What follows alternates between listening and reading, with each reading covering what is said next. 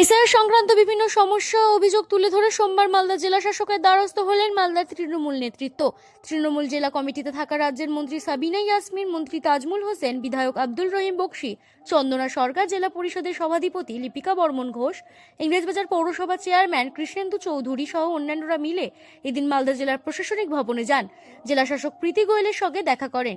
তার কাছে এসআইআর সংক্রান্ত নানা সমস্যা ও অভিযোগের কথা তুলে ধরেন এবং এসআইআর হয়রানি বন্ধের দাবি জানান। তুলে নিয়ে আসা একজন গর্ভবতী মাকে লাইনে দাঁড় করিয়ে দিয়েছেন নির্বাচন কমিশন, একজন প্রসূতি মাকে লাইনে দাঁড় করিয়ে দিয়েছেন নির্বাচন কমিশন, একজন 100 বছরের মানুষকে লাইনে দাঁড় করিয়ে দিচ্ছেন নির্বাচন কমিশন। তাকে সাথে করে নিয়ে বাড়ি থেকে তুলে নিয়ে লাইনে দাঁড় করিয়ে তার ডকুমেন্টস জমা দেওয়ার কাজটা একমাত্র তৃণমূল কংগ্রেস আমরা করছি মমতা ব্যানার্জি এবং অভিষেক ব্যানার্জির নির্দেশে।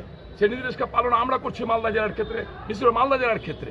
সেই ক্ষেত্রে খুব দুঃখ হয় আমাদের যে কিছু কিছু পলিটিক্যাল পার্টিস যারা মাত্র শুধু ভোটের পাখি, পরিযায়ী পাখির মতো শুধু ভোটের সময় যাদেরকে দেখা যায়, তারা এসে এখানে রাজনীতি করার চেষ্টা করছে। তাদেরকে আমরা ধিক্কার জানাচ্ছি এবং আজকের দিনে দাঁড়িয়ে আমরা বলছি যে পজিটিভ আলোচনা হয়েছে ডিএম এর সাথে এবং আমরা যারা এখানে জনপ্রতিনিধি সহ তৃণমূল কংগ্রেসের সর্বস্তরের কর্মীরা আমরা আছি, তারা মানুষের পাশে দাঁড়িয়ে একজনও বৈধ ভোটারের নাম যাতে ভোটার তালিকা থেকে বাদ না যায় তার সমস্ত ধরনের চেষ্টা আমরা করে যাচ্ছি এবং করব। এবং আমাদের নেত্রী মমতা ব্যানার্জি এখন তিনি দিল্লিতে আছেন একমাত্র এসআইআরকে সামনে রেখে বৈধ ভোটারের নাম ভোটার তালিকা তোলার জন্য। এবং আমরাও আশা রাখছি মালদা জেলার ক্ষেত্রে সম্পূর্ণ বৈধ ভোটারের নাম ভোটার তালিকায় তুলবে। আর যারা মানুষকে বিব্রত করে তৃণমূল কংগ্রেসের বিরুদ্ধে, পশ্চিমবঙ্গ রাজ্য সরকারের বিরুদ্ধে মানুষকে প্ররোচিত করছেন, মানুষকে বিভ্রান্ত করছেন, তাদের বিরুদ্ধে মানুষ রুখে দাঁড়াবে আশা আমাদের আছে। দাদাজি হিয়ারিং এর লাইনে একজন অসুস্থ হয়েছে, কি বলবেন? অসুস্থ হয়ে গেছে আজকে, আবার একজন অসুস্থ, তাকে মালদা একজনকে 4-5 বার করে ডাকা হচ্ছে। আপনাদের জানা হবে যে আমাদের নেত্রী সম্মানীয় মমতা ব্যানার্জি এবং অভিষেক ব্যানার্জি দিল্লিতে আছেন যে 110 জন মানুষ যারা এই এসআইআর যে হিয়ারিংয়ে করতে গিয়ে বিএলও মারা গেছেন, সাধারণ মানুষ মারা গেছেন, তাদেরকে নিয়ে নির্বাচন কমিশনের দপ্তরে গেছেন। এটা নতুন কোনো ঘটনা নয়।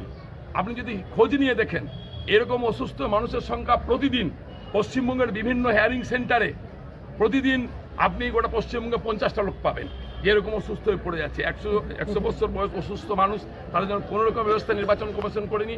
আমরা দুঃখিত যে অসুস্থ হয়ে পড়ে গেছে। আমরা টোটাল টিম ওনার কাছে যাব, ওনার পাশে দাঁড়াবো।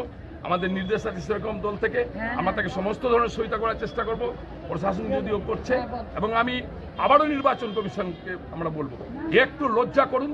আপনি জাতীয় নির্বাচন সর্বস্তরের মানুষের জন্য সকলের নিরপেক্ষ, আপনি কোনো দল দ্বারা পরিচালিত নন। আপনি যে কাজগুলো করছেন আগামী দিন কিন্তু আপনাকে মির্জাফরের খাতায় নাম লেখা থাকবে।